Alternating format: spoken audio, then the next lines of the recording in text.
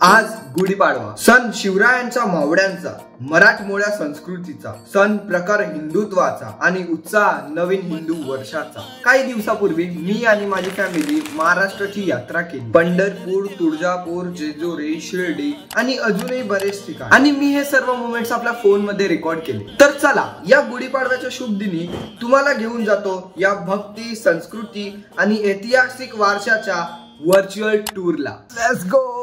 सगळी तयारी झाली, सामान नीट भरला आणि गणपती बाप्पाचा नाव घेऊन गाडी स्टार्ट केली आणि प्रवास सुरू केला। आम्ही नागवीड वरून निघालो।